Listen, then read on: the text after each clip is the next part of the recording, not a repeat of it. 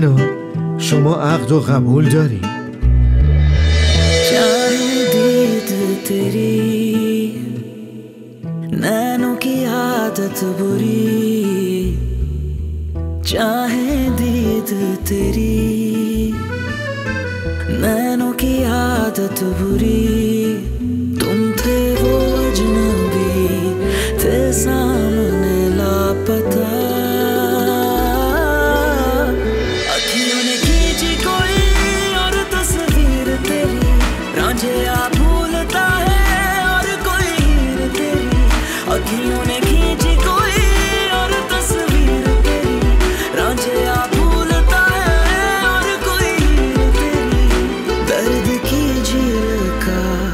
पानी वो क्या पी लिया जब से तेरा नहीं दिल ना किसी का रहा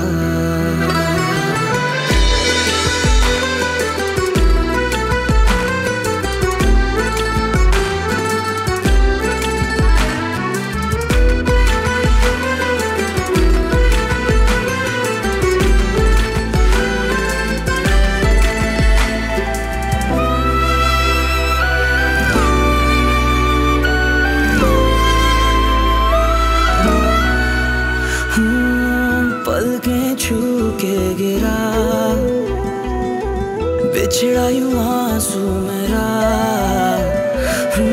पलकें छू के गिरा बिछड़ा यूं आंसू मेरा लम्हा रुक हो गया जिस पल था तू रूबरू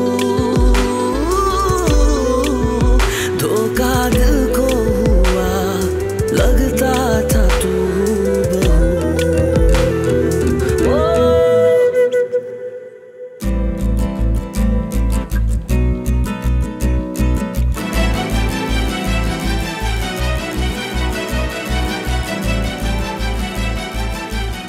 ای بابا هنا اون گوشیو بذار کنار بسته دیگه تو خسته نشدی؟ بیا سلفی بگیریم عکاس که نداشتیم نمیخوام بگیری اصلا باورم نمیشه که تو ازدواج کردی اونم با یه خاندان بزرگ پس بهتره دیگه باور کنی چون الان خانم شهرزادم و خواهی دید که چطور ملکه اون خونه میشم انشالله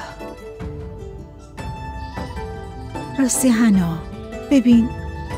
چطور یه تصویر تقدیر تو رو عوض کرد من هیچ وقت فکرشو نمی کردم که سرنوشت تو اینقدر خوب باشه خیلی خوششانسی دخترم امیدوارم همیشه خوشبخت باشی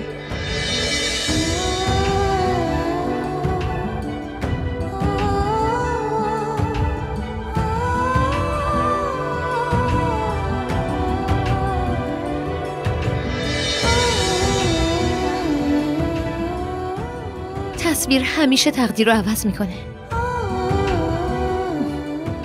همونطور که برای من عوض شد